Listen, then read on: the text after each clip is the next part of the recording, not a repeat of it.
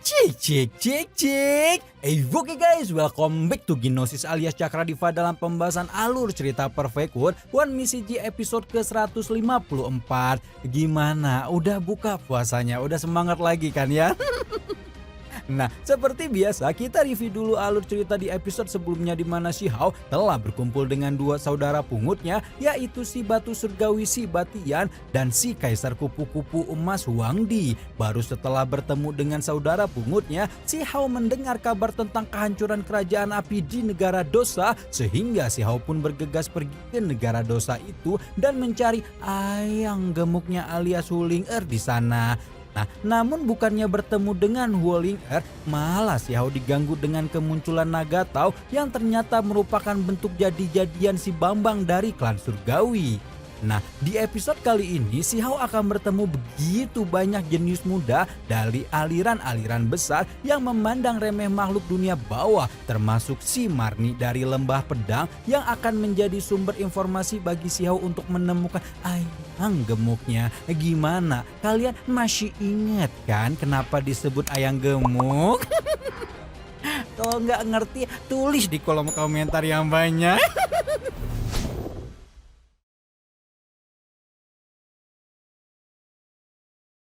Jenius pertama yang ditemui si Hao adalah sosok pemuda yang kata Tian Yao mampu mengalahkan Huang bahkan Dicong setelah menyatukan dua tubuhnya yang bernama Sang Gongyan. Sang Gongyan dikenal sebagai jenius muda tak terkalahkan di ranah ahli tertinggi, di mana pemuda itu sudah pernah terlahir 4 kali dan hampir selalu memenangkan tempat pertama dalam perang jenius 3000 provinsi. Meskipun dikenal sebagai orang aneh zaman kuno yang tak terkalahkan dan selalu menjadi pemenang dalam perang 3000 provinsi, ternyata si Gongyan ini juga seorang shade boy yang gagal move on dari ceweknya, padahal si cewek udah meninggoy sejak berabad-abad yang lalu. Melihat Sang Gongyan histeris mengingat ayangnya, Tian Yao yang sejak awal sudah mendewakan Gongyan segera menenangkan dan meminta orang aneh zaman kuno itu untuk ikhlas saja atas kematian kekasihnya. Si Hao awalnya bengong melihat drama Korea dadakan di hadapannya ini, sampai dengan si Batian menjelaskan jika kekasih Sang Gongyan yang dimakamkan di lembah ini memiliki setengah darah klan Pola Iblis, yang mengartikan bahwa Tian Yao adalah anak keturunan kekasih Sang Gongyan. Saking sedihnya atas kematian ayang, Sang Gongyan menyegel dirinya sendiri di bawah gunung dibangkitkan pada saat perang 3000 provinsi dan memenangkannya untuk mencari jejak kolam darah Phoenix demi membangkitkan kekasihnya. Sayangnya surga tidak mengabulkan keinginan Sang Gongyan, di mana betapapun dia memenangkan perang 3000 provinsi berkali-kali, orang aneh zaman kuno itu masih tidak bisa menemukan kolam darah Phoenix sehingga terjebak menjadi korban bucin selama berabad-abad. Si Hao hanya bisa turut berduka cita melihat sosok sekuat Sang Gongyan dibutakan oleh cinta, sementara Sang Gongyannya sendiri cukup antusias melihat ada seorang anak keturunan klan Ayang yang muncul di hadapannya. Namun belum sempat bertukar cerita dengan anak keturunan kekasihnya, Sang Gongyan sudah diganggu dengan kemunculan orang aneh zaman kuno lain yang bernama Gu Jianyun, di mana tanpa tedeng aling-aling, Gu Jianyun ini langsung ngajakin Sang Gongyan baku hantam. Gu Jianyun mengayunkan pedangnya ke arah Sang Gongyan, sementara yang ditantangin hanya membentuk semacam perisai dao untuk memblokir serangan itu agar tidak mengganggu kekasihnya yang sedang tertidur selamanya di lembah gunung ini. Karena tidak mau kekasihnya diganggu itulah Sang Gongyan mengajak Gu Jianyu untuk baku hantam di tempat lain, dan setelah menjelma menjadi dua garis cahaya yang saling bertubrukan, orang-orang aneh zaman kuno itu pun merobek ruang sebelum akhirnya menghilang dalam ketiadaan. Ketika Gu Jianyun muncul, kerumunan auto menjadi heboh karena ada orang baru saja menantang Sang Gongyan adalah pemuda jenius nomor 1 di Lembah Pedang yang dikenal setelah menjadi jawara dalam perang 3000 provinsi pasca Sang Gongyan menghilang dari dunia. Lembah Pedang juga terkenal karena kebenciannya kepada darah pendosa, dan karena kekasih Sang Gongyan adalah keturunan darah pendosa, Gu Jianyu pun selalu menganggapnya sebagai lawan. Tidak hanya Gu Jianyu, terjun, tiba-tiba muncullah lagi pemudi jenius dari lembah pedang yang kita sebut aja dia Marni. Setelah muncul Marni langsung mengata-ngatai Sang Gongyan, menyebutnya sebagai pemuda yang dipenuhi kesedihan dan kesia-siaan karena menangisi seorang pendosa. Perkataan Marni secara tidak langsung telah merendahkan semua orang yang disebut sebagai pendosa hingga membuat kerumunan yang memang penghuni negara dosa menjadi naik pitam dan meminta gadis itu untuk menjaga tutur katanya. Nah, tidak mau melihat para pendosa ini banyak tingkah, Marni pun menarik keluar tulisan dosa hingga membuat rakyat negara dosa ini kesakitan dan menyulut kemarahan Si Hao hingga membuat pemuda batu kecil itu kembali menciptakan ukiran dosa raksasa di cakrawala. Ketika melihat fenomena ini, Marni langsung tahu jika Si Hao lah yang beberapa hari lalu membuat aliran-aliran besar gonjang-ganjing karena telah menciptakan fenomena tanda dosa di langit. Si Hao sudah muak mendengar kata-kata pendosa terus diucapkan, membuatnya tidak bisa menahan diri untuk bertanya siapa yang telah memberikan label pendosa dan dosa macam apa yang telah mereka lakukan sampai dianggap seperti onggokan sampah semacam ini. Tanpa takut sama sekali, Si Hao menginjak udara kosong ketika berjalan mendekati Marni, meminta pemudi jenius lembah pedang itu untuk menunjukkan pendosa mana yang katanya telah mengalirkan darahnya kepada mereka, dosa besar apa yang mereka lakukan, dan kapan dosa itu terjadi. Dikonfrontasi sedemikian rupa membuat Marni mau tidak mau terbata-bata karena memang muda-mudi sepertinya ini tidak tahu apa yang sebenarnya dilakukan oleh para pendosa di masa lalu. Namun yang dia tahu, aliran besar di seluruh 3.000 provinsi sudah menyepakati dan menjadikan label pendosa ini sebagai rahasia umum. Astagfirullahaladzim, baru buka puasa ini TG. Aduh, masa udah belelo lah tuh. Nah, Si Hao berdecih melihat Marni berteriak penjahat kepada orang-orang yang tidak tahu kejahatannya apa. Baru kemudian Marni dengan berapi-api mengatakan jika seorang kaisar alam bawah yang berdosa diutus untuk menanam obat di alam atas, di mana hal ini sudah menunjukkan betapa rendah kedudukan para pendosa. Mengingat bagaimana leluhur mereka membuat kekacauan di masa lalu, Marni pun tidak kaget melihat Si Hao yang barbar dan langsung saja ngajakin baku hantam untuk melihat siapa yang terhebat. Tapi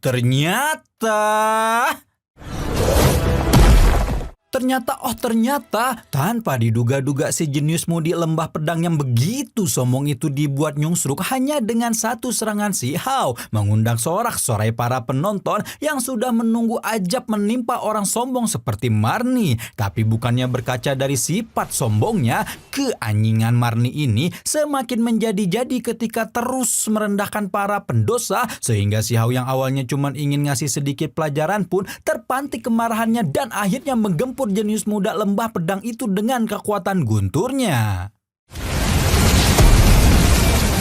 Baru setelah Marni kehilangan kesadaran, Si Hao merapal teknik pencari jiwa untuk mendapatkan informasi tentang kaisar alam bawah yang diutus menanam obat. Benar saja apa yang diduga oleh Si Hao, kaisar alam bawah yang dimaksud sebenar-benarnya adalah kaisar kerajaan api yang datang bersama putrinya alias Shi Ayang Gemuk Huling untuk mencari perlindungan di istana agung kerajaan api alam atas. Namun ternyata kaisar kerajaan api alam atas memandang kerajaan api alam bawah dengan begitu hina, sehingga Huoling dan ayahnya pun dikirim ke kebun obat Tongzu di arena taman obat kerajaan api alam atas untuk merawat bahan-bahan obat yang telah mereka bawa dari alam bawah. Baru setelah Si Hao mendapatkan informasi tentang keberadaan ayangnya, pemuda batu kecil itu pun tidak membuang waktu lagi dan bergegas pergi dari sana setelah mengingatkan rakyat negara dosa untuk tidak malu atas garis darahnya sendiri. Baru setelah orasi panjang lebar tentang kehebatan para pendosa yang tidak perlu dikecilkan keberadaannya, Si Hao pun segera jauh dari lembah dan tanpa disadari kemunculan Si Hao yang terlampau barbar sebagai seorang keturunan pendosa itu pun sudah membuatnya diincar oleh para jenius aliran besar, termasuk diantaranya Raja 6 Mahkota yang bernama Ning Xuan. Sementara si Hao telah Cao dan Ning Chuan mengincarnya, marilah kita lihat baku hantam antara Chang Gongyan melawan Gu Jianyu yang udah dimulai dari awal episode. Chang Gongyan dan Gu Jianyu telah berada di sebuah arena kosong yang memungkinkan mereka untuk baku hantam habis-habisan, dan sang pewaris lembah pedang itu segera mengayunkan pedang emasnya lurus-lurus ke arah Gongyan. Pertempuran antara dua jawara perang 3000 provinsi beda generasi itu pun semakin panas setelah Gongyan melepaskan panah daunya kemudian diaglomerasikan menjadi naga yang meraung ke udara. Bentrokan energi dahsyat terjadi setelah pedang emas Jian Yu bertubrukan dengan busur panah Gongyan, di mana momen itu dimanfaatkan oleh Gongyan untuk pergi karena memang dia tidak begitu tertarik untuk bertarung melawan Jian Yu. Jian Yu tampak begitu kesal karena dikelabui oleh Gongyan sebelum berjanji untuk membunuh pemuda itu dalam perang 3000 provinsi nanti. Nah, sementara itu si Hao yang OTW mencari ayang harus macet sementara waktu karena kemunculan bencana surgawi kesengsaraan guntur yang membuat si Batian langsung panik memahami betapa berbahayanya kesengsaraan guntur. Mencari Huolinger adalah sesuatu yang pasti akan si Hao lakukan, namun dia juga tidak mau mengabaikan kemunculan kesengsaraan guntur karena bencana surgawi semacam ini akan memberikan banyak keuntungan apabila dia mampu menaklukkannya. Karena itulah tanpa pikir panjang si Hao melesat ke pusat kesengsaraan guntur, menarik keluar lembaran dao bertulisan menggambar guntur, berencana untuk menyerap hukuman surgawi yang terkubur di era kuno abadi dan mengamuk di hadapannya ini. Tanpa ragu sama sekali si Hao berdiri di pusat guntur, mengepalkan tangannya erat-erat ketika petir menyambar tubuhnya dari segala penjuru mata angin dan menciptakan rasa sakit yang seolah menembus kolbu dan tulang sumsumnya.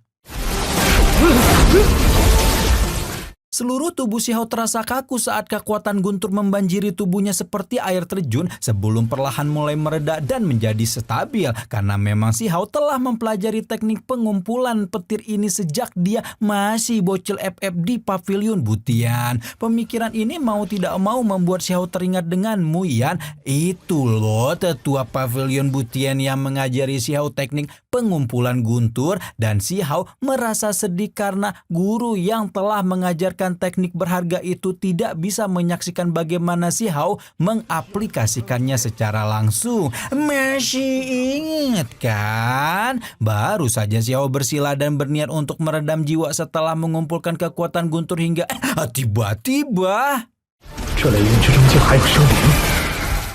tiba-tiba saja energi guntur yang tersisa di langit berkumpul untuk mengganggu mental si Hao dan berubah bentuk menjadi bango emas yang juga merupakan wujud lain dari Huang Yu alias orang istana abadi yang telah menyebabkan kematiannya di masa lalu. Si Hao tahu jika kemunculan bango emas ini adalah pengujian jiwanya, dan oleh karena itulah Huang Yu muncul sebagai musuh terkuat yang begitu dia khawatirkan di masa lalu. Si Hao tahu dia baru bisa menaklukkan kesengsaraan guntur seutuhnya setelah melewati pengujian jiwa ini, dan karena itulah si Hao melanjutkan perjuangannya dan melawan si bango emas dengan membuka sebuah harta surgawi menyerupai teratai raksasa.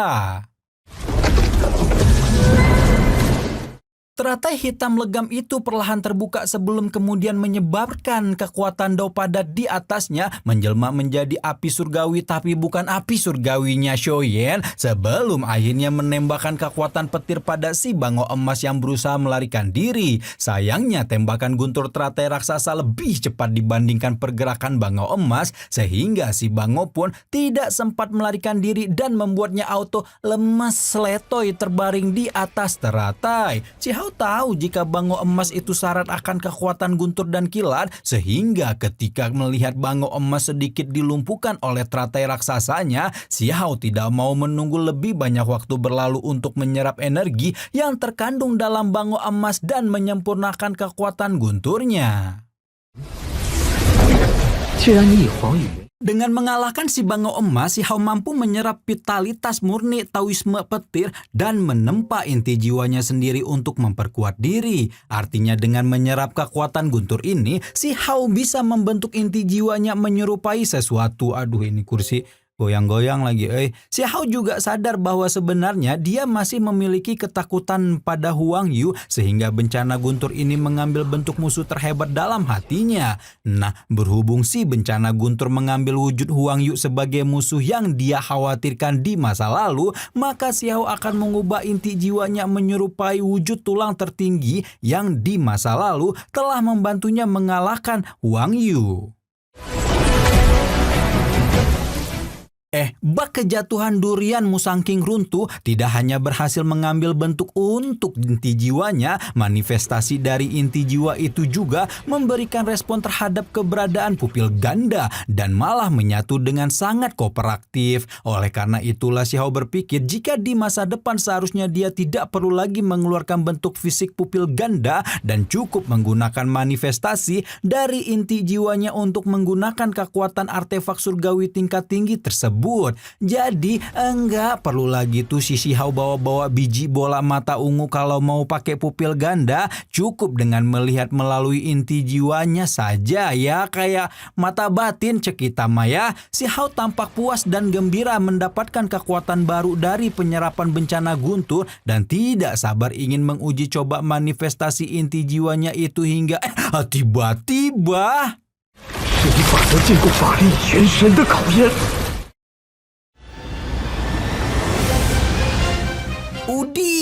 Udin, waduh, wujud tulang tertingginya si Hao ini muncul lagi nih guys. Auto makin OP lah ya Kang Pak Boy PW yang satu ini. Tapi ternyata permasalahan si Hao dengan tetek bengek kesengsaraan guntur belum berakhir karena si Hao harus lanjut berhadapan dengan bencana guntur salju es. Mampukah si Hao melewatinya dan kapan nih kira-kira si Hao ketemu sama ayang gemuk?